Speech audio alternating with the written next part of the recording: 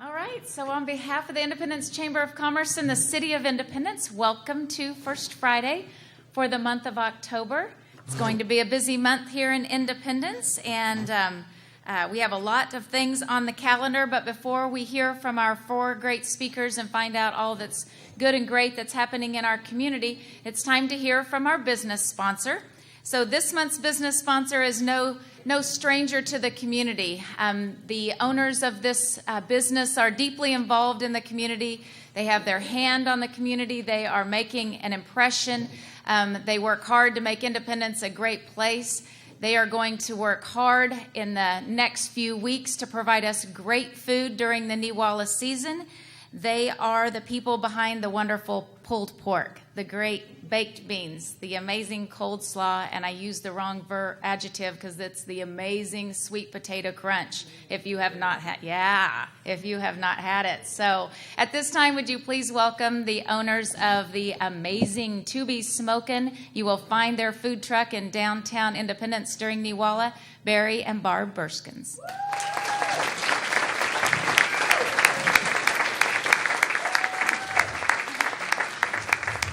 Well, Lisa, thank you very much for those kind words.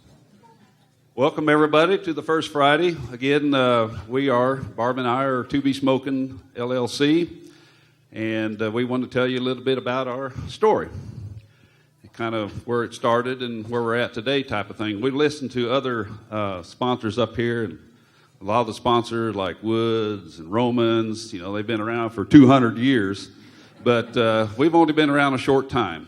And to kind of give you where we're at today, to start out with, about 16, maybe 17, 18 years ago, Barb and I joined with another couple and started a barbecue competition team out of Kansas City with the Kansas City Barbecue Society. And if you know anything about the KCBS, it's the world's largest barbecue society. And when we started, it was basically in the United States here. Now it's grown around the world, so it's very, very, very large. The first contest we went to back whenever it was, 17, 18 years ago, there was like 65 teams there. We took 64th. So we had a lot to learn. And we worked at it, and one year we were at the Lenexa Barbecue, which had 175, 180 teams. And there's 4 different divisions. In the pork division, which is your pulled pork, we took first place. So we went from almost the bottom towards the top. And there's other contests where we won overall and this and that. But after a while, it got to the point, the barbecue competition is kind of like boating, golfing, things of that sort. It takes a lot of time, takes a lot of money, lots of money. And after a few winnings, and you're riding on the winnings, and all of a sudden you're digging down your pocket again. We were coming back from Kansas City one Saturday evening after a contest, and I told Barb, I said, if we're spending this kind of money, we need to start a food truck and catering business. What do you think? She said, let me think about it. Time we got home, we decided we're going to do this. And so the search was on. And to find the right truck, other than buying a new one, was quite a challenge. And so we searched from middle Oklahoma clear up into almost Iowa, looking at different trucks. And we found one just right down the road here at Bartlesville, and it was a shell of a truck. So we had to build it up. And one of the first things we did, we got with the food inspector and said, okay, Mr. Food Inspector, what do we need to do? We don't want to get to the end of this and you say, well, why didn't you do this, this, and this? We want it right from the beginning. And so he gave me a list of what I need to do, and that's what we did. And so when he came back for his final inspection, we're hitting the road type of thing. And so so that was 8 years ago when we started the food truck. And we didn't know exactly what we were going to do as far as setup. We knew we wanted to kind of stay here locally. And so we've been over to Cherryville in the spring for the Cherry Blossom Festival. We've been over to Sedan for the Blues Festival. We've been as far as Fort Scott for their festival up there. And then a few years ago, after 2 or 3 years of attempts of trying to get into the Country Stampede up at Manhattan, we were able to get in up there. And so we went from some small venues to 75,000 people up there at Manhattan at the Country Stampede. So we, after 4 days, we were tired. We were very, very tired, but it was very good. We really enjoyed it. So, but we, again, we do some of the local events around here, and obviously Neewollah is one of them. And we really do thank you for your support at Neewollah. I'm kind of in the background in the food truck, and I'm going to introduce our team here in just a minute. But a lot of you know Robert Miller. Robert Miller is a people person. He works the window for us because he is excellent at it. He could take orders, give me the order, and take the money before I can give him the plate of food on it. He is that fast. And so a lot of people come up to me after an event and say, well, we came by and really enjoyed your food. And I'm like, well, thank you very much, but I didn't see you. Because when people are in line, once in a while I can hear your voices and recognize you, but I don't really see you because there's a lot happening in the background. So, and it takes a lot of time from when we first get the food product until it actually goes out the window. Lots and lots of hours of time to get to that point. So let me introduce our team. And if you'd stand up, Brian Southworth, Brian, Melinda Miller, my niece Jamie Burskins, Robert Miller, best known as my senior advisor, and Jack Castronovo. Yeah.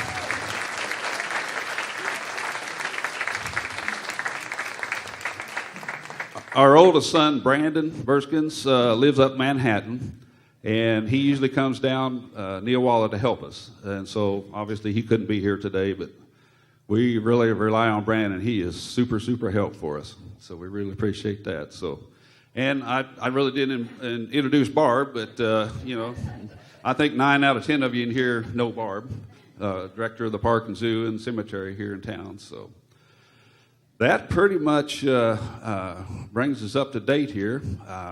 We, again, really thank you for your support.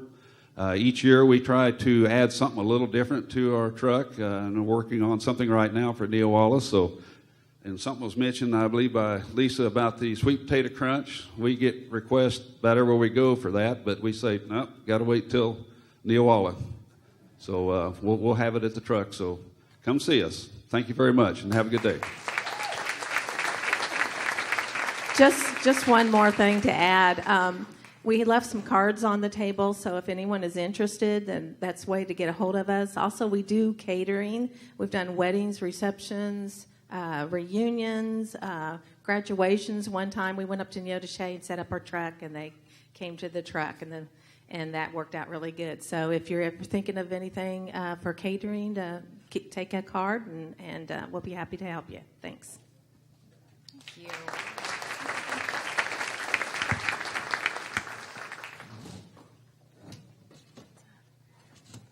All right. Well, thank you again for being our business sponsor this morning. So First Friday is always, it's co-sponsored by the City of Independence, and it's a way for us to be able to get good, accurate information out to the community. And, a lot of people come into the chamber on a regular basis, and they'll ask a question, they'll give us a suggestion. It's a swinging door down at the chamber office, and we enjoy that. We like for people to come in and give us feedback and ask us questions and give us their opinions. But I had someone talk to me about First Friday and said, so the city just gives you the Civic Center for free, do they? You don't pay for anything to have that event here. And I wanted to share that because it's a very valid question. And no, they do not give it to us for free. They co-sponsor the event so that there's not a fee for us to incur, or we would take First Friday and have it somewhere else. But this is a community building. Well, I mean, it's a perfect place. It's a community building. It's a great place for us to come as community citizens, sit in chairs at tables and listen to great speakers and get really good information every single month. And the city values that so much so that they let us use the community building that we're actually sitting in. We have our city manager here today. We have Louis Yususi, one of our city commissioners, here today. We have Gary Hogsett is here today, our other city commissioner. And they all gave us permission at a city commission meeting to do this on a monthly basis because they found value in us being able to get that information out. They always have a seat at the table as well. That is the agreement, that the city will always have first dibs on being able to get information out. So if they have something that they want to share, it takes precedence over all the other speakers that I might have lined up for that particular month. Also, I wanted to let you know that, we don't charge a cover fee when everybody comes in, and somebody said, well, you're getting that sponsorship from those sponsors. And so I want to let you know that the invoice for this amazing breakfast over here that we get that's paid for by them goes straight to them. So the exchange of money does not happen at the chamber office.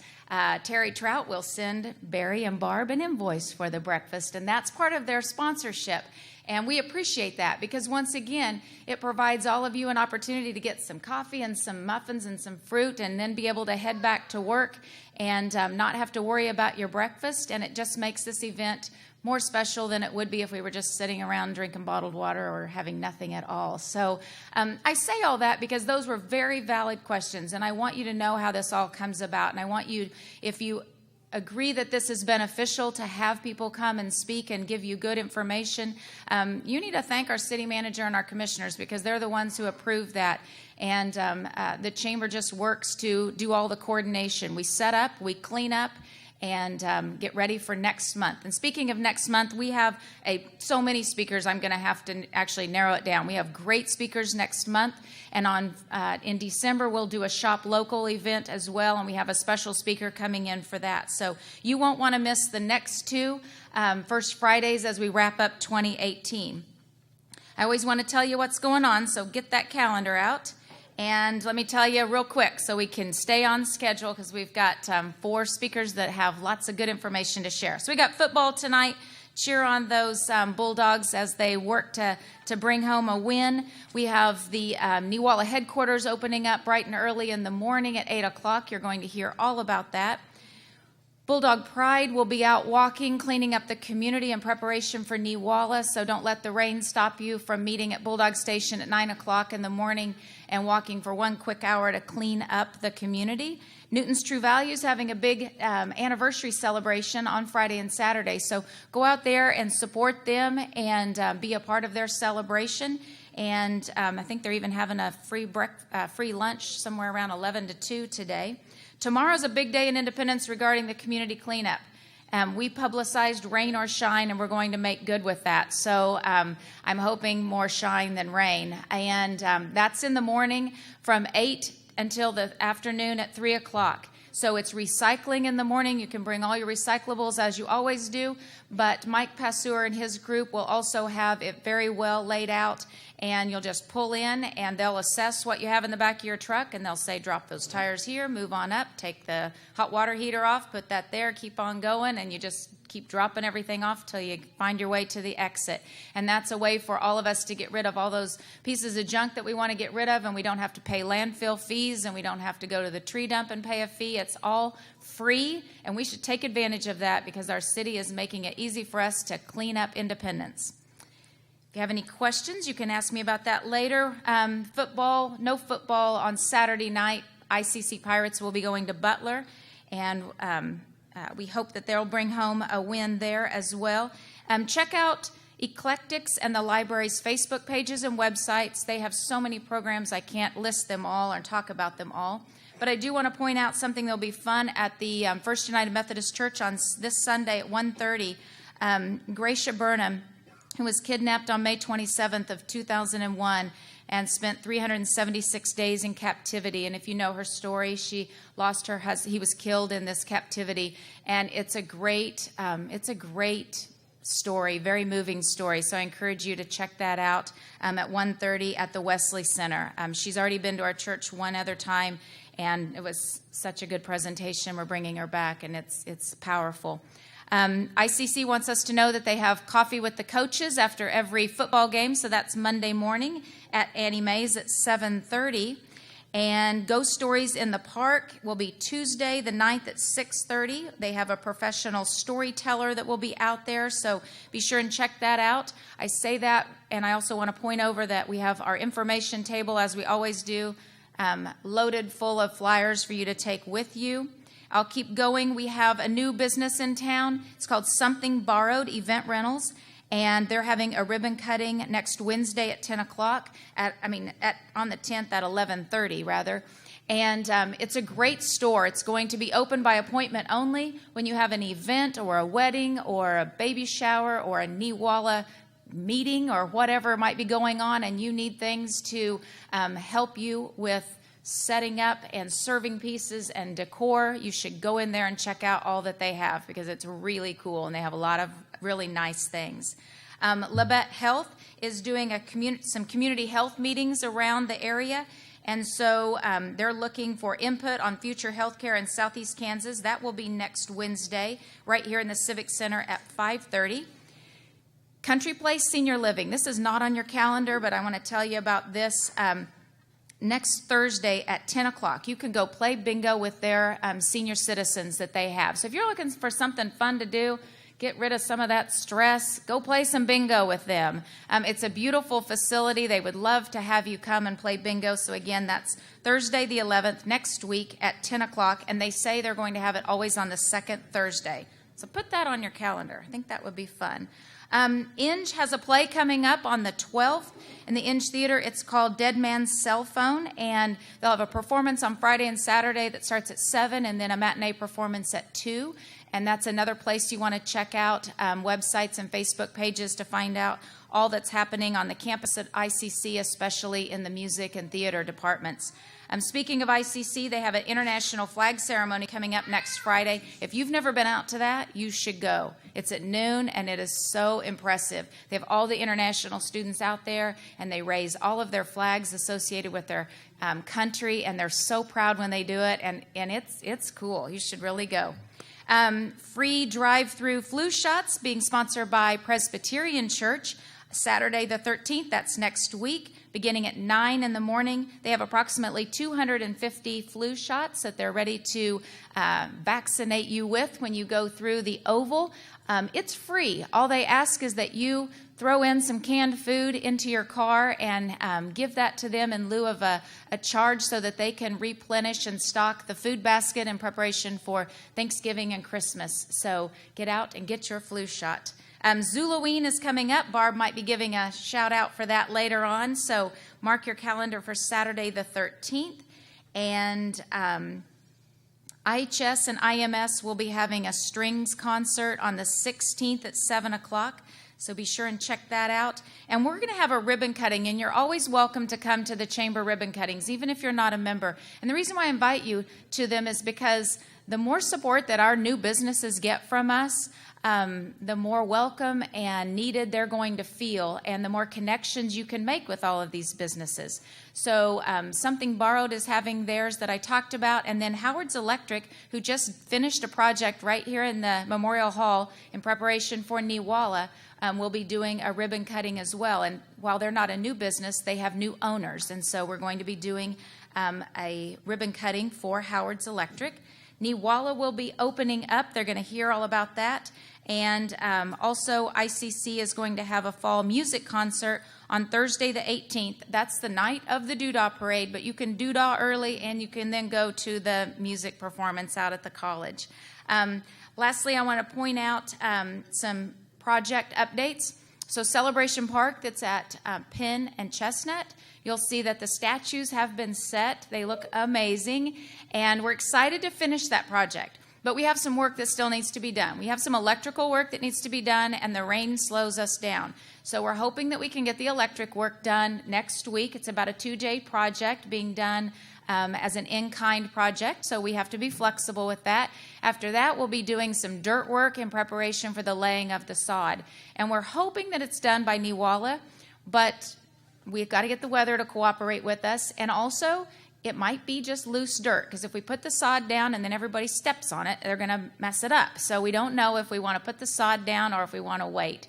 So we're trying to decide if we put that down, then we have to put yellow caution tape around it, and I don't know if we want to do all that. So the trestle project was on schedule, and now it's not because of the rain. And so they can't get down there and paint when it's raining, and that was what was supposed to happen this weekend.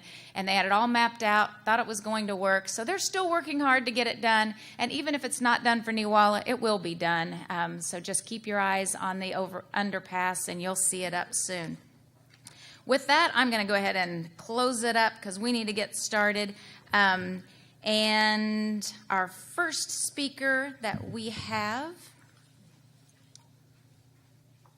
is, I serve on her board, on her community advisory board. She's somebody who's making a huge impact on our community. She's spoken here before, and it's important that we know about all the amazing programs that go on in our community. Maybe they don't affect us directly, but they might affect somebody that we come into contact with along the way. So please listen and learn more about the Kansas Children's Service League and the Healthy Family Program by Erin Bunn.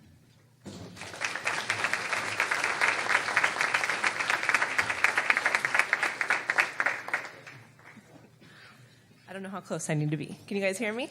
Okay, good. Well, I'm Erin Bunn, and this is Kayla Morales, and we are from the Kansas Children's Service League. I'm going to tell you about KCSL. Sorry, the Kansas Children's Service League is also known as KCSL. In our field, we have tons of acronyms, and I always assume everyone knows all of them. So Eva reminded me of that. Our other home visitor back there is Eva. So KCSL is a statewide not-for-profit agency with the mission to protect and promote the well-being of children. And this year, we celebrate 125 years. With several locations across the state, we look different in all of our offices. Here in Southeast Kansas, our focus is on a program called Healthy Families. KCSL has Healthy Families in 18 counties in Kansas. And here in Southeast Kansas, we have 6 of those counties. So we have a really big presence here in Southeast Kansas. Can I move that down a little? So our Independence office here serves Montgomery, Labette, and Neosho counties, and our Pittsburgh office serves Crawford, Cherokee, and Bourbon counties. The majority of our families that we serve here in Independence are right here in Montgomery County. Healthy Families is a home visiting program that's designed to support parents who are overburdened by things like single parenthood, poverty, lack of parenting skills, things like that. And we work closely with families, and we work to reduce the risk of child maltreatment in the home. And we are very successful at this because we begin supporting families before the child is even born, or when the babies are really tiny. So we get in there really early in life, and we stay with the families until the child turns 3 to 5 years old. So we are actually in there in those critical years. We know that most brain development, the critical brain development, happens in the first 3 to 5 years of life. So we're actually able to be there and help form a solid foundation for that child. So we do this by going to the home weekly and building strong, trusting relationships with families. We focus on their strengths, not on what's going wrong in the home. They've had enough people their lives telling them what they've done wrong. We go in there and figure out what is going right, and we grab a hold of those strengths and we build on them. And so we help the family find the tools that they need to be self-sufficient, such as community resources and parent education. We also provide get-togethers for our families called family time events to help reduce that risk factor that so many of our families face, social isolation. Our home visitors are very skilled at helping families, and they meet them where they're at in their lives. They are very skilled at finding those strengths where many other people would not be able to see those strengths, and they grab a hold of those strengths and they empower families. And so actually when I was telling Lisa about the great work that one of our home visitors was doing, she suggested that I present her award or tell you guys about her award here at First Friday. So this is Kayla Morales. She's been a home visitor with Healthy Families for over 3 years, about 3.5 years. Kayla exemplifies what a great home visitor should be. She cares about the success of her families, and she continually goes above and beyond to ensure that they have the tools that they need to be strong families and community members. Kayla is always careful to make sure that the families that she works with do not become dependent on her help, but become stronger after they work with her, able to thrive and be successful when they graduate from our program. Helping families access medical care is something that Kayla is passionate about. In addition to always ensuring that the families on her caseload, that the children are able to access well baby care, immunizations, and sick care, Kayla makes sure that the parents on her caseload also access medical care. The majority of the families that Kayla works with, the parents are uninsured. And so Kayla goes above and beyond to make sure that this happens. And she ensures that parents have access to medical care and family planning options that they need. So some of the most vulnerable members of our community are stronger thanks to Kayla's hard work, dedication, and the ability to help people see the best in themselves. So thank you very much for everything you've done, Kayla. Thank you, Lisa.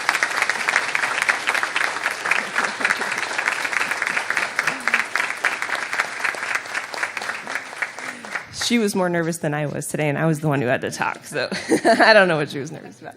But thank you guys. If you have any questions about our program or want to know about how you could get involved, I have cards here, and we'll be here, and I know or am related to about half of you, so you know where to find me. Thank you. Thank you. Congratulations on 125 years, and congratulations to you as well.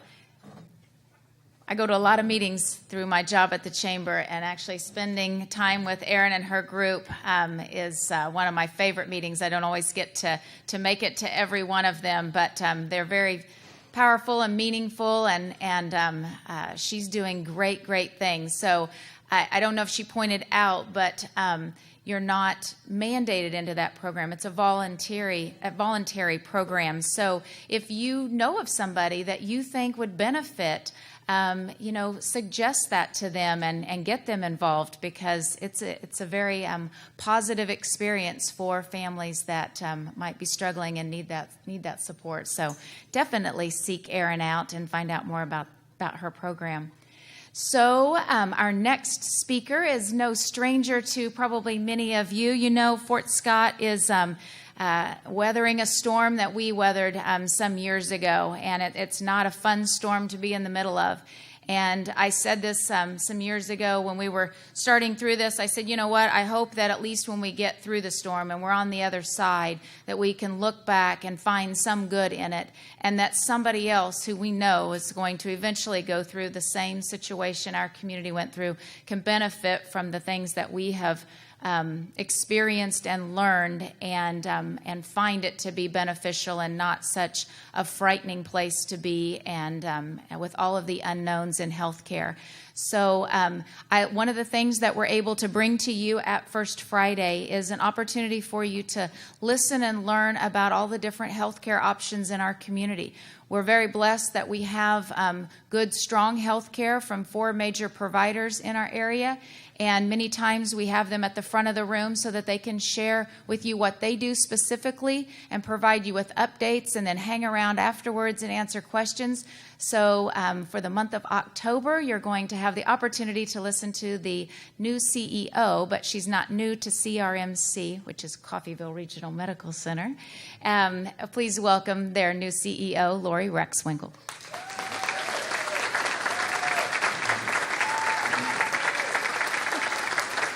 Thank you. Thank you for the welcome, Lisa, and appreciate being here today. So we're going to go ahead and start it, because I know I have 15 minutes and 15 minutes only, right? So everyone will keep me on task. Again, I'm no stranger to Coffeyville or Montgomery County, so we'll go ahead and get started with the presentation, if I know how to run the clicker. There we go. So we are your regional healthcare system. CRMC is the only hospital in Montgomery County. We have over 400 employees on our payroll at about $20 million, and we provide over $2.5 million in charity and uncompensated care every year. We serve over 45,000 people annually, and you can see the counties from Montgomery County to northeastern Oklahoma. We're Joint Commission accredited, and that's recognized as the gold seal of quality. It's a very rigorous accreditation process, and we're very proud of that. We've had some new changes in leadership. I was appointed CEO in May. We hired Sam Guild as the Chief Financial Officer in the last 3 months. Sarah Hoy, who was the Director of Quality, is also in a leadership role as Chief Nursing Officer now, and Becky McCune is our Senior Director of Business Development and Practice Management. There must be a little trick of where to point. Oh, look, I'm screwing this up. So we're very proud of the physician recruitment efforts that we've done in the last 9 months, and so want to recognize our physicians and our providers that came today. We're very excited. I feel like I have my back tucking. I'm going to have them stand up, and I will. Where do I start? Who's first on the list? Dr. Perry Lynn is our new OB-GYN, and he was not able to be here today, correct? And Dr. Erin Russell, if you would please stand. This is our new general surgeon. We're very proud to have him here with us. Dr. Michael Souter is our new family practice physician, and I'm sorry he was not able to attend. Dr. Whitney Klein, who is our new pediatrician, and she's hot off the press and will start on Monday, right? Monday morning. And we have their pictures listed up there. I'd also like to point out Dr. Bridget Gibson. She's our family practice provider and will be in Independence as well. And then John Line is our PA and helps us with orthopedic services, and he'll be in Independence. So CRMC is proud of the investments that they've made, and we continue to invest in our future, and one of those is a new fluoroscopy unit that we are currently in the process of installing. Also a 3D mammography unit. We work with Dr. David Guchenritter, and he is our interventional radiologist. We're very proud of that. He does a lot of specific work in pain management and works locally as well as Fredonia and with Wilson County. Of course, we have 24/7 ER physician coverage, and we want to make sure that we announce that because we know that we want to provide that service as well. And these two docs on here, one of them on the left is from Caney, Dr. John Robbins. And of course, we want to recognize our hospitalists. We have 3 fantastic hospitalists. Dr. Ann Hogsett, and I know she's in the room, so let's give her a round of applause. Dr. Alex Orick, and then Dr. Josh Wickstand. They do amazing work for us. Cancer treatment centers, we're very proud of the fact that we have both modalities in our hospital, radiation oncology and the medical oncology. Dr. Agundape is on the left as our medical oncologist, and Dr. Nathan Yui on the right as our radiation oncologist. Orthopedic services, we had John stand up just a second ago. Dr. Sunil Menon is our orthopedic surgeon, and we will be providing that service here in Independence, Mondays and Tuesday afternoons. Of course, we have wound care services. We have 2 hyperbaric chambers. Dr. Shravan Gangula is our medical director of that, and so just want to point out that you do not need a physician referral for or wound care services. This is a tricky clicker. Women's health services, want to make sure that we point that out, and with the hiring of Dr. Perry Lynn, we have 3 OB-GYNs and a family practice provider that do support OB and deliver babies. I'm really struggling with this, guys. I'm sorry. Also, we want to point out that we have 4 locations to serve you as far as clinic goes. We have the CRMC Medical Group with our specialty group that's listed on the PowerPoint right now with Dr. Howard, our urologist, Dr. Jerry Sue, neurosurgery, Dr. Michelle McGurk, who Dr. Erin Russell is joining in general surgery, and then, of course, orthopedic, Dr. Sunil Menon. We have a multi-specialty clinic here in Independence as we introduce Dr. Bridget Gibson with family practice. She'll be here Wednesdays and Thursdays. Dr. Derek Gibson is here on Tuesdays. Dr. Stephen Miller on Fridays. Dr. Perry Lynn, what day is it? Monday. Thank you, Becky. And Dr. Menon and John Line with orthopedics will be here Monday afternoon and Tuesday afternoons. And then Nancy Barkley is our nurse practitioner, lives in Elk City, and is here on Wednesdays. We also have a women's health clinic in Coffeyville, and I just listed those OB-GYNs that are there, and then a family medicine and with an extended hours clinic, which also Dr. Gangula, Dr. Gibson. We have 2 nurse practitioners, Mary Beth Hartley and Barry Phillips, that join them. We have 54 medical providers representing 21 medical specialties, and that's quite a bit for a small rural PPS hospital. I'm very proud of that. We also have our service guide listed, and we have that. It's not on your table, but it's on the table over there, so we would encourage you to pick one up if you're unsure of the services that we provide. And then we like to get involved in our communities, and one way we've done that the last year is helping with the Montgomery County Barnyard Olympics. And if you were at the Montgomery County Fair in Independence this year, you might have made sure you saw that one. They looked like they had a lot of fun. We also work with our youth for on-site job shadowing. We're very proud of the programs that we've developed for that, and here's a picture of 3 of our students. We're working with over 6 schools, so that's a lot of fun, and we have to bring those youth back because we have to continue to grow our population, right? We want you to help live a healthy life and be a health partner in that. We have created the magazine. I think our marketing and community relations director and our team have done a fantastic job of that. We have, of course, kind of completely changed over our website. We have a Facebook page. We have Pinterest. And so we just want to put that out there so everyone has that knowledge and can go to that if they want to find any other information. Also want to point out that Melissa Summer and Ashley Tapman are here today, and they've helped to do all the work behind this, so I'd like to make sure that we recognize them. I'm going, Lisa. And then we also want to recognize our CRMC Foundation. They have been so grateful to us and helped with the new ambulance this year, as well as the help with our fluoroscopy unit. We have started an I Choose CRMC campaign, and this is one of our patients, Mr. Anthony from Caney, Kansas. And so we're very proud of that and want to showcase our people and the work that we're doing through our patients, and we feel like that's a great way to do that.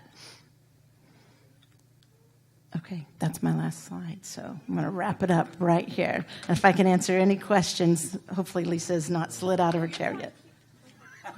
She told me when she started sliding out I had to stop, so we have some goodies on the table over there. Please stop at the table before, and if we can help answer any questions for you on what we're providing as far as healthcare in the community, please let us know. Thank you. Well, thank you for that, and thank you for your presentation and for bringing everybody with you so we can put names with faces. So thank you for coming. And we appreciate the great health care that CRMC provides to our community. All right, so next up we have our 2018 Generalissimo. This is going to be an exciting year for Independence and Neewollah as we celebrate our Diamond Jubilee. Neewollah has a lot of exciting things happening, and here to share all the latest information regarding what we're going to experience starting Saturday when they open up would be our Generalissimo this year, Keith Confer.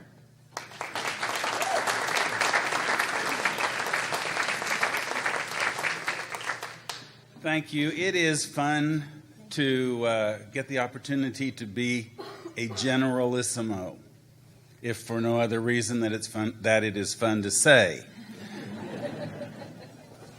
I have an outline for what I'd like to say to you today, and it is promote, promote, promote. We work all year long preparing for Neewollah, the purpose of which is to entertain the community. And so that's a key element in everything that we do. Patrons attending events. Look at the schedule that you have. You didn't get schedules. The schedule that you have on your table. And no, they're over here.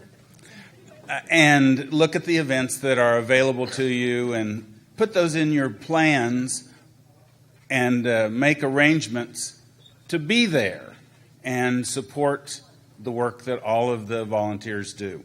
So while I'm speaking about volunteers, that's one of the important elements of the Independence community involvement in Neewollah. all over the place. There are volunteers preparing the musical. There are volunteers working on the Queen's pageant. There are volunteers getting the chili cook-off going, the medallion hunt, the doodah parade, the kiddie parade, the grand parade on Saturday. And so that makes a significant thing that we like to count on in the community. Let's see. I would like to make an introduction. Ann Birdie is going to be my assistant this morning, but she's more than that. She's the Generalissimo elect, and she's learning her trade and will be all ready for her presentation next year to First Friday. There's someone else in the audience I would like to introduce. Way back there in the corner is a new friend of mine, Eric Wolf, who will be directing the Addams Family Musical.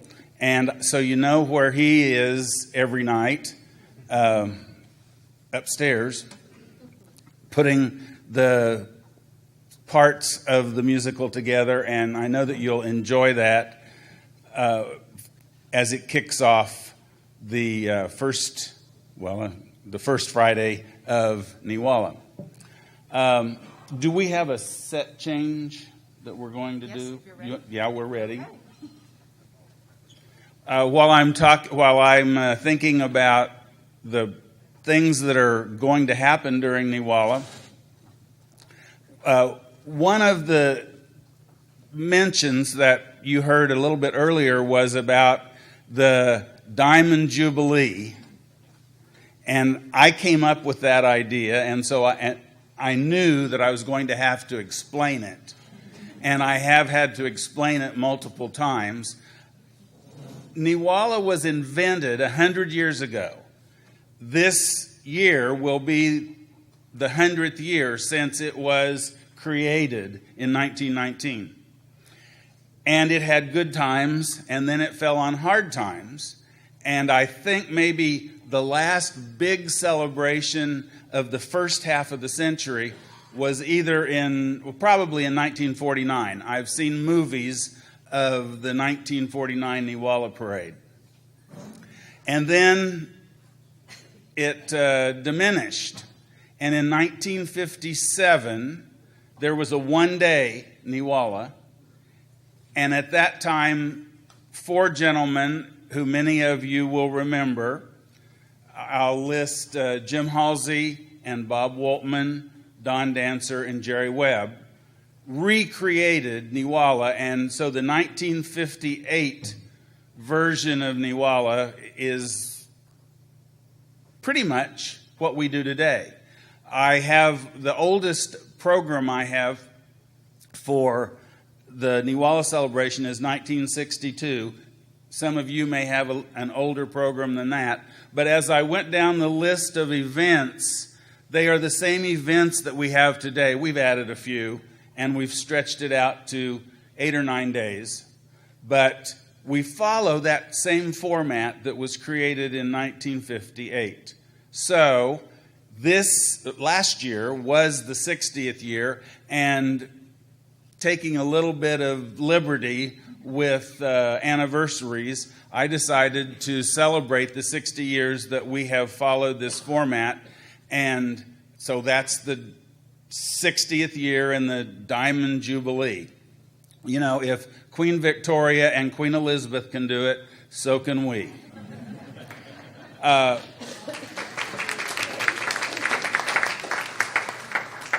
The slogan for this year's celebration is family fun for more than 60 years. And of course, I took the family part from the Addams Family Musical and put that together. So that's my explanation about the logo and the slogan for this year.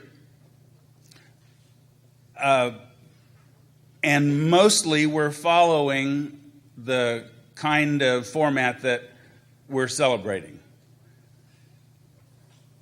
On Wednesday of the week of Neewollah, the carnival goes up and the kids start getting excited. But that's all followed by 3 more parades, the Doodah Parade, the Kitty Parade, and the other Grand Parade that most people remember from whenever if you grew up in Independence, you remember those events and enjoy, I don't know, getting your family together, reliving memories from the past, and enjoying what your friends and relatives and fellow citizens can come up with for entertainment. I mentioned that Ann would be helping me out, and she has a variety of merchandise that will be available starting tomorrow at 8 a.m. when ticket sales go on, and the merchandise in the headquarters will become available.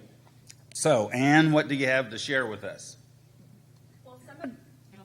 Well, some of you have already stopped by the table earlier, and you're welcome to stop by afterwards. This right here is all new merchandise, new for this year. And we talks about volunteers and all the activities that go on for Neewollah. You know, for some of us, the opening of headquarters and the merchandise for Neewollah is my favorite stuff.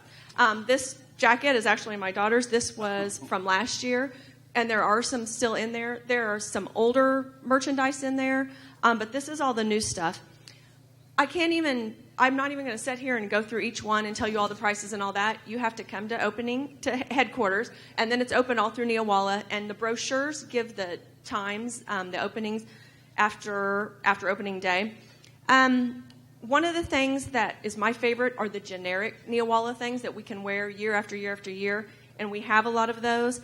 But we've also obviously gotten into more home things, and one of their featured things this year is some Neewollah. It says Independence, Kansas with the Witch. This is Elk Falls pottery that they have commissioned to have done this year. So I'm not sure how many pieces there are in the store, but those are exclusive, as well as the mugs. So that's kind of neat this year. We also get to use local vendors. Twisted Design are doing some. They do cups, and you've seen they do pirate things. They do a lot of things around. They have a Facebook page and are working on a website, but they provide us with some of the engraved and etched things that are Neewollah, and we have tea towels. We have the home flag that is new. This is a new style this year. We have these stadium cups that turn colors when you put your liquids in it. We have our Magnolia exclusive homemade candle for Neewollah. I think there's actually 2, and I grabbed this one.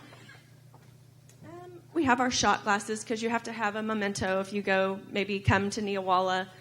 And our annual, this has the logo of this year, the Diamond Jubilee. This is the mug for this year. Of course, this is the button for this year that are for $1. Some of them, it's the old traditional things we've always had. We'll have the program that you can buy in there. And then these are some of the new, the apparel that we have. New hats, but we also have some of the old hats. This is the one that's, if you turn that around, this is the checkoff shirt. And it says Family Fun for 60 years and counting. And then it goes through I bought my shirt, I went to the musical, did the fun run. So you can check off everything you did at Neewollah and just say that you have participated. We have a new dog handkerchief. I mean, we are a full family line here when it comes to... we have a stadium blanket, and I like to say that I love Neewollah as much as I love the Bulldogs, and orange and black goes with everything, and so it's easy to take everywhere. And these are very nice stadium blankets. For the women, we have a new bag. This is going to be a popular one. We also have... the little string bags that are great for kids when you give them money or have things downtown or their phone in it downtown Neewollah they put on their backs. Of course, we can't leave out the babies. And we have adorable little onesies and bibs and just that's a new men's shirt that we have. It's like a dry fit. Here's the dry fit. That's the, I can't think of the. It's called dry duck, though. Yes, yes. So there is something for everyone, and like I said, there's some exclusive things that only you're going to find at the Neewollah headquarters, and we just invite you to come down. Of course, you'll want to pick up your tickets, and then you'll want to get some new swag for Neewollah when you come down. So, thank you. Thanks, Ann.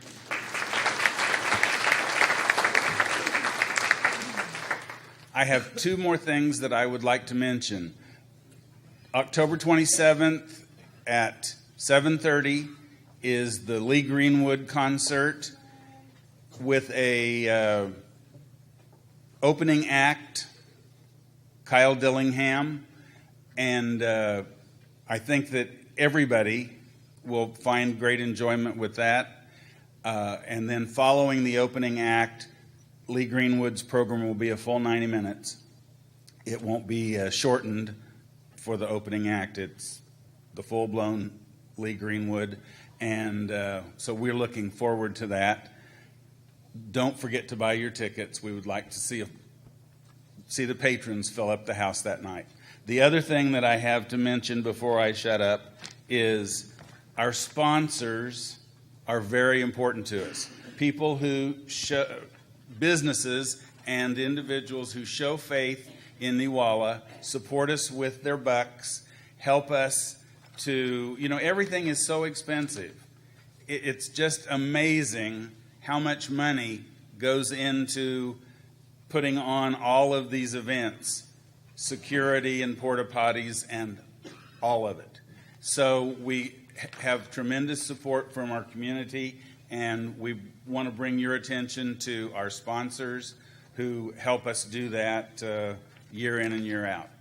Thank you very much. I will look forward to seeing you on Penn Avenue during Neewollah. Thank you.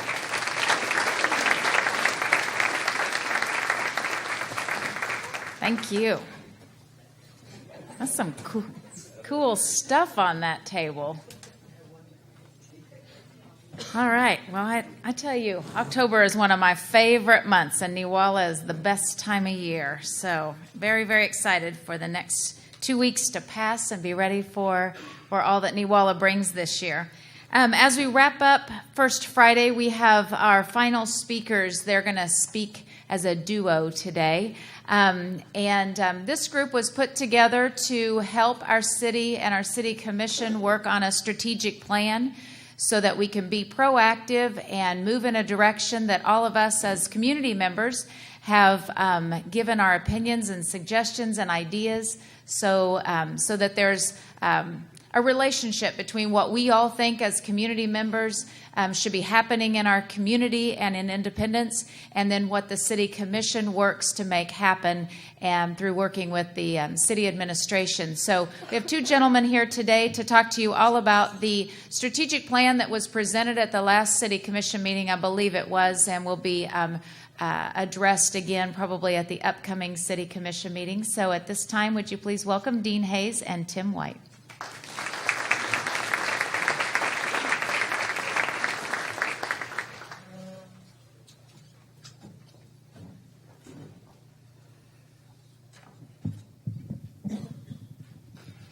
Thank you, Lisa, and good morning, everyone. We'll try to keep things moving along. Following Neewollah is with a strategic planning presentation is a challenge, but we'll try to keep things moving along. As a committee, all of us who participated want to express the appreciation for the trust the commissioners and the city commissioners place in us. This plan is the conclusion of a many-month process. It's an important process that has been developed. Our Tanner consultants, Dan and Mackie, were excellent facilitators. They walked us through this process. But we want to remember that strategy without execution and this strategic plan without being executed is worthless. So we're really looking forward to this turning into a very active document and a very important part of the city's future. The strategic plan will help us focus on top priorities and change the perspective to be more proactive and less reactive. Our hope is that the community continues to engage around this plan and press for its implementation by the City Commission and the city management.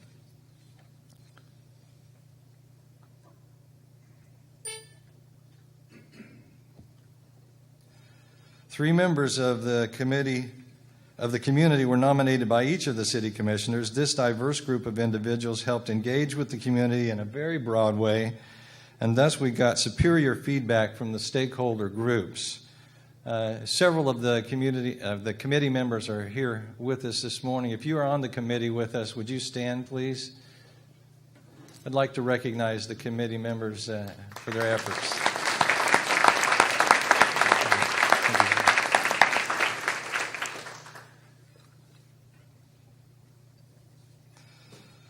Like we said, it was a months-long process that involved several important steps. The first of which was to engage with the community through facilitated community dialogue sessions. There were 9 of these.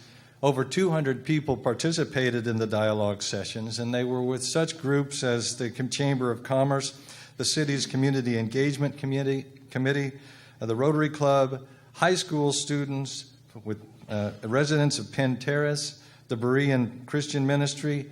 All of these people and more participated in dialogue sessions which developed some of the content of the plan. Also, surveys were distributed and filled out, and many of them were done online. Over 500 surveys were completed, which far exceeded our expectations, and just indicated another indication of the degree of engagement that we have in Independence. The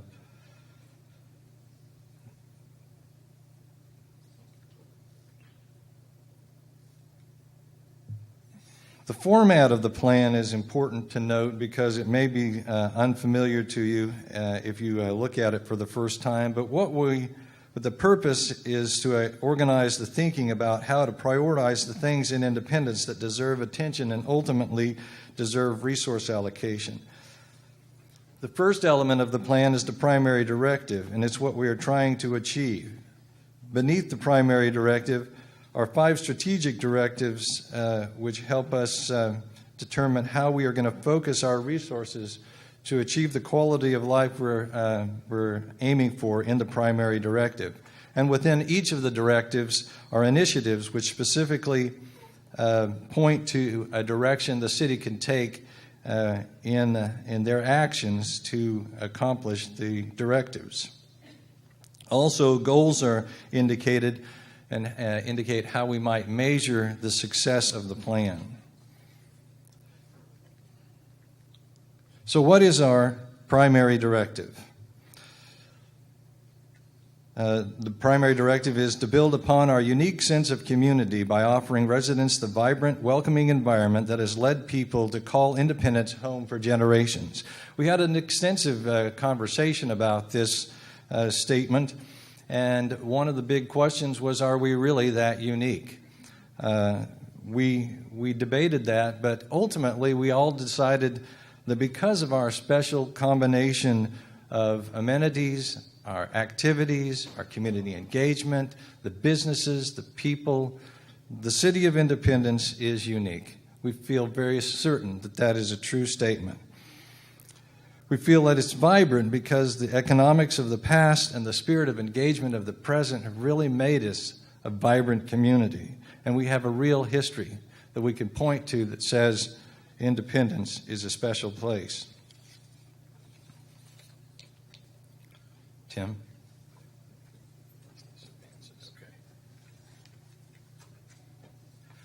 Hi, I'm Tim White. I've had the unique privilege and responsibility of sitting on the City Commission, and it was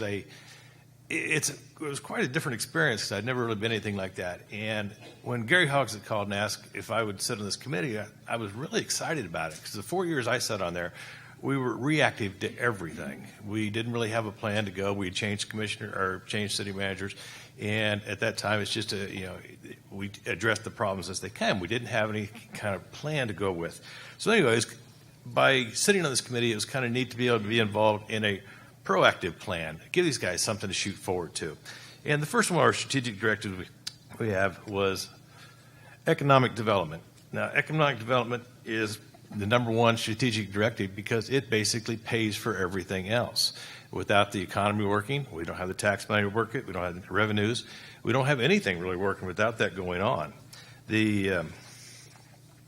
And the number one priority of economic development was economic development, which it was really kind of surprising to us. We go through this that the roads and infrastructure came in. If you round those two off, they came in almost identical. But we went through this. We talked about the different things that bring it in, the tax incentives, keeping the downtown businesses vibrant. Thank you, Gary, for bringing in another barbecue place. But anyway, there's a lot of things like that. The housing is, I sit on the Independence Housing Authority with April, providing affordable housing for people. We've just built 7 homes, which we have 4 of them sold. Is that correct? Yeah, and we have a lot of long-term planning going on right now.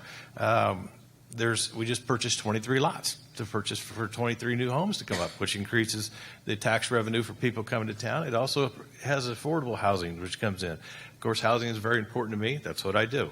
But anyway, that was probably the main things that we looked at were those type of things. They do go on down to, which we'll touch on these a little later, the third one being medical facilities. Thank you. We appreciate that greatly. But strategic plan initiatives concerned with growing their businesses, recruiting new business, and growing independence.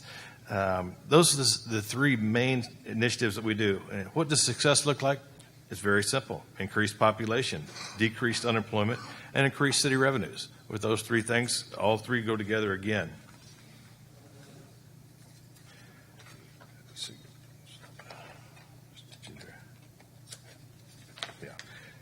Then our next strategic directive was infrastructure. The ability to drive across town on good roads that don't tear up your car, things like that.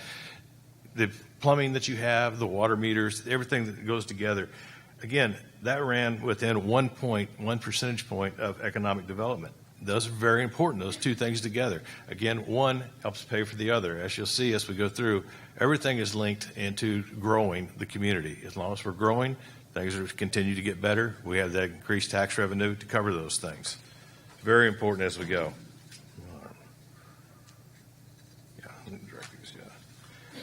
Some of the directives that we had too, and this Directive 2 were kind of interesting. I hadn't thought a whole lot about them. But one of the things that the city helped bring to our attention that they're wanting to do is automatic water meters.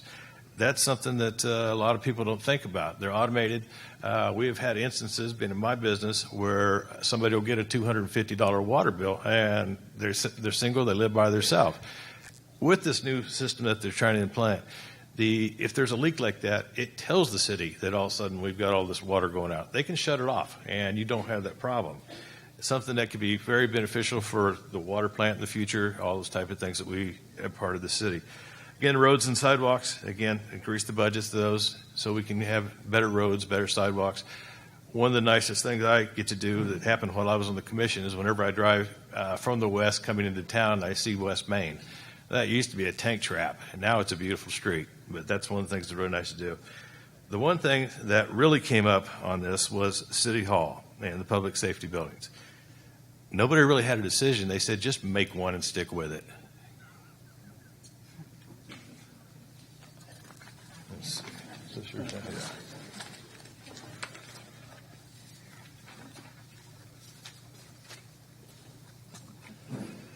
The third strategic directive is beautification. The citizens care about how the community looks.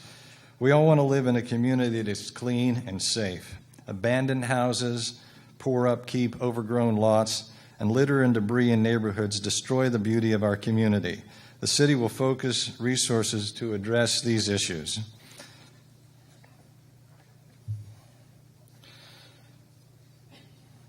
So we will remove abandoned houses more rapidly. We'll reconfigure the trash and recycling pickup to once a week, and we'll learn how to recycle better. We'll strictly enforce the codes associated with residential areas. And we'll also partner with other organizations like Love Independence and others in their efforts to beautify the community.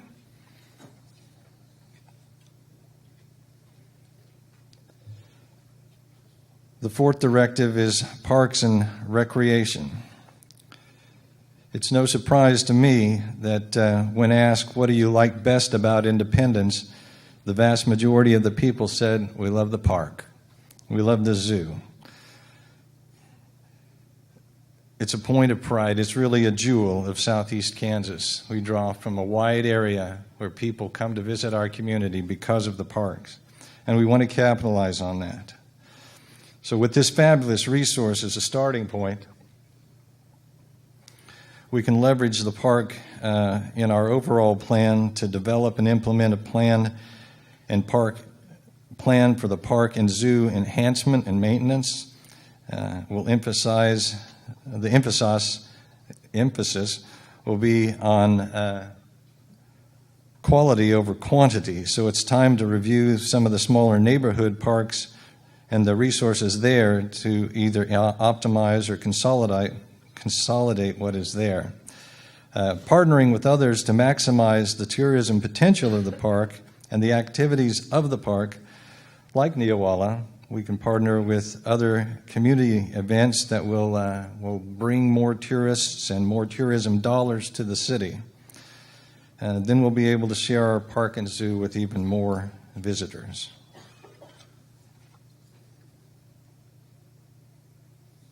Tim.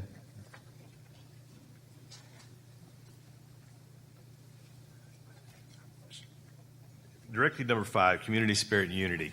It's something I think everybody in this room has a great feel for. You wouldn't be here right now. You have the spirit of independence. You have the pride in the community. One of the pages they gave us, I want to read off, I thought was really interesting. The directive was, I want to live in a community that feels like an extension of my family, where one can trust the city's decisions, one where we see the best in one another, and that no matter your background, you feel like you belong. I thought that really just kind of summed it all up in a very good way. The directives they gave us basically were kind of interesting too. Being one that I had sit on the city commission for, there was an effort in there to go from 3 to 5 commissioners. That was something that I felt very strongly about because I know during the time that I was on there, Rick Mott and Daryl Unruh were also commissioners. Well, Rick and I used to play a lot of golf together. Because of the Open Meetings Acts, we wouldn't even play in the same group because it would be considered a violation of the Open Meeting Act. But if you had 5 commissioners, 2 people could talk and kind of work some things out before they go the whole in front of everybody. One of the things too that they talked about was whether to make the 5 commissioners at large or from districts of the community, which I thought was really interesting. Right now we have probably the most diverse area of commissioners, north, south, and east, that we've had in a long time. The time I was on it, we were all from the north end of town, so it's a really good group that's in there at the current time. One of the other things I wanted to do on this was to track it by the annual citizens survey and see how the results are doing, things like that. One of the other things I really wanted to push was for the diversity task force to be a recognized part of the community. The community spirit that we have, a lot of people don't get to see it. Again, with our unique business, we see people coming to town that have never been here before. And you take these people out and a tour of the town, you take them through the park, and it's amazing to watch people. How did this happen? Where do you guys do this? How can a small town do these type of things? The community spirit is something that is alive and well here. It just needs to be fostered a little bit more and keep things going. I think that we have a beautiful outfits going on. Anyway, how do we keep the momentum? That's one of the things we got to do. Right now, this has all been put before the city commission. The city commission will be voting on it. Gary, is that next meeting? Okay, so sometime. We don't know when, but anyway, those are some things that we got to keep this momentum going. Let the commissioners know that we want to, keep this as an active part of the community. We will come back and ask them on a semi-annual basis. What have you done? Have you made any steps towards this? Of course, the most important thing of this is funding, which goes back to our economic development. The more that our community can grow, the more of these strategic plans that can be implemented. I think at this point we've had a really good group of people that from all walks of life have come back and helped out. As it was saying, it's been a several-month process. We've done this. We've met through, I think, probably 5 months, I guess it was. Anyway, it's been great. I think with that, we're we'll wrap it up. If you have any questions, we'll do what we can to answer them. We do have Craig here to help out if we have any other questions. So thank you very much.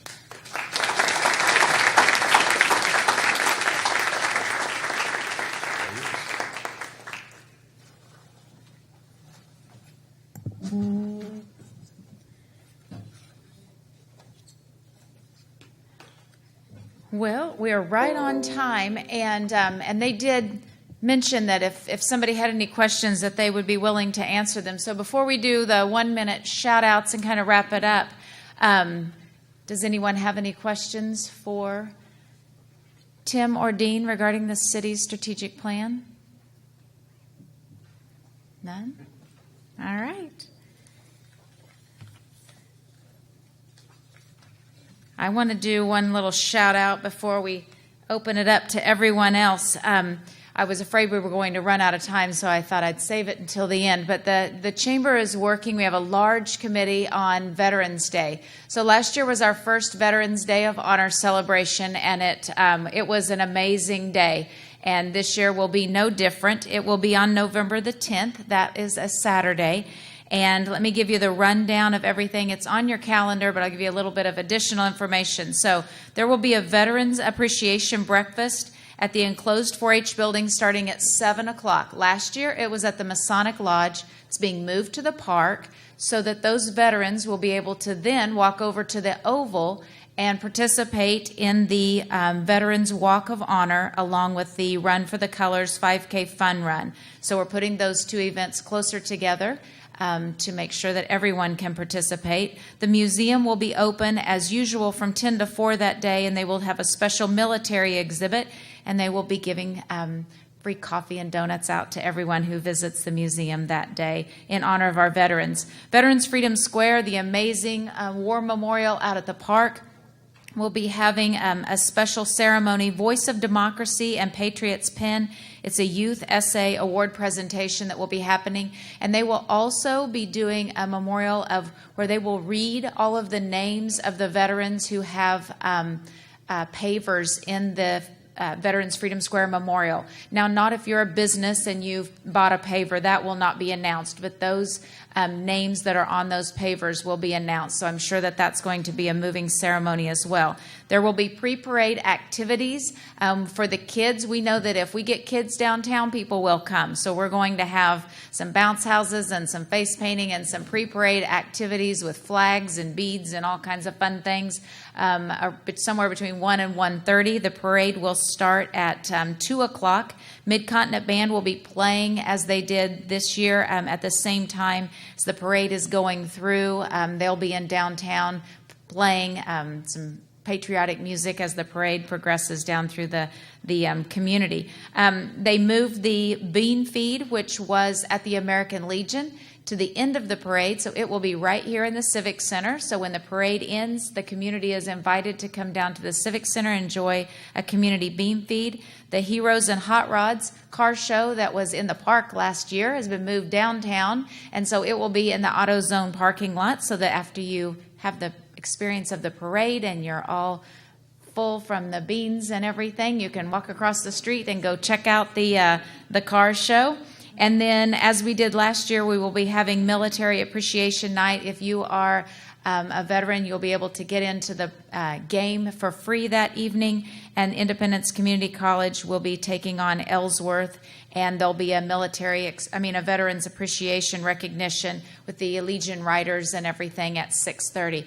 We have kickoff at 7. We have some extra special things, but I'm not going to talk about them right now because I don't want to jinx anything, but we have a couple of really cool things that I'm hopeful will happen at the Veterans Day of Honor. So I need for everybody to line up here if you've got a little 1-minute shout out. The first one that's going to happen is I've got somebody new with the Chamber who is here today. I will let him introduce himself, but I want to kind of pre-introduce him. So come on over here. So this is Garrett Wilson. Now, isn't that confusing? So my new son-in-law's name is Gavin, whose brother's name is Garrett, and my name is Wilson, which is Garrett's last name, Wilson. And so anyway, we're excited to have him on board at the Chamber. He is our new tourism coordinator. He's obviously younger than me, and so he has lots of fresh ideas for tourism. But Garrett, I'm going to hand you this, and if you would just introduce yourself, tell them where you're from. 30 seconds. Here we go. Garrett Wilson, like she said, I'm from Wellington, Kansas. I'm an Oklahoma State graduate. You will see me wearing plenty of orange and black, so I fit right in. Like you said, new tourism coordinator. I spent about the last, since I was in college covering news and sports.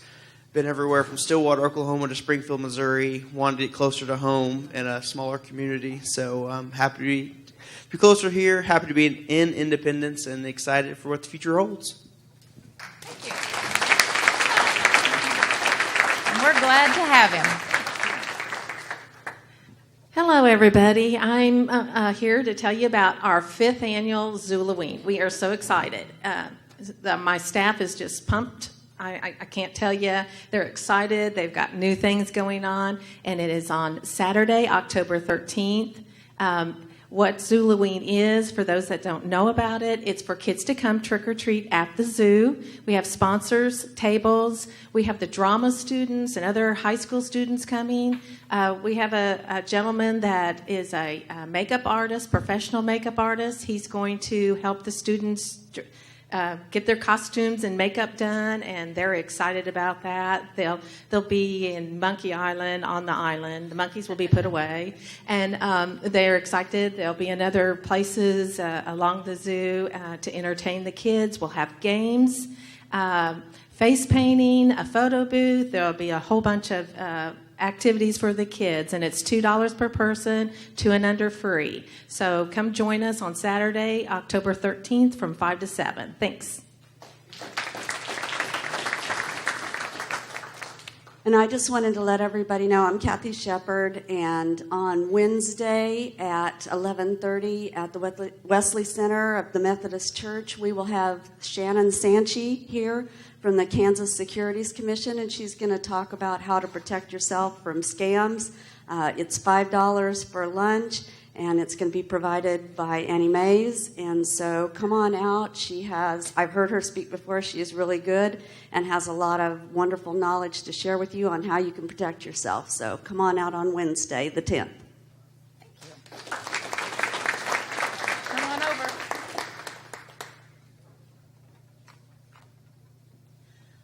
I'm Lindsay Graves with Eclectics Art Gallery. We have a bunch of events coming up for this month, but the one that I want to focus on is our 10 by 10 event.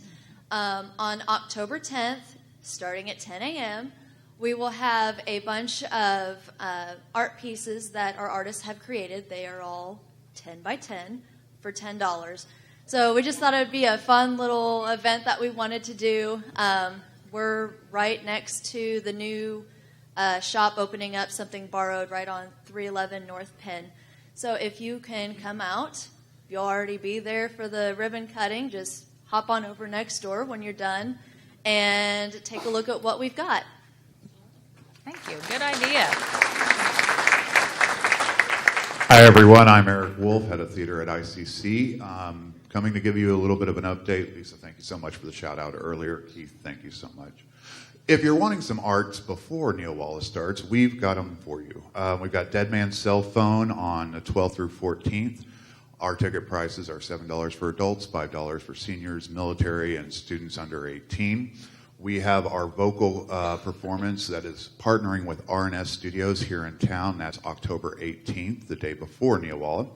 And then we've got Thursday Community Band. If any of you play any instrument whatsoever, even if it's a kazoo, and you want to get out and play with other people, come to ICC on Thursday nights, 6:30 to 8:30. If you've got a high schooler who plays, they can get college credit for this. Let's see. And our band will have their first march in the Neewollah concert this year, and super excited about that. Dr. Larry Markowitz is really doing a great thing of growing our band program, and Dr. Jim Henderson is doing a great job with our vocal program, and Dr. Page is the one directing Dead Man's Cell Phone in our Black Box Theater. So hope you all get a chance to come and see the arts that we're providing at ICC. Thank you all very much. Awesome.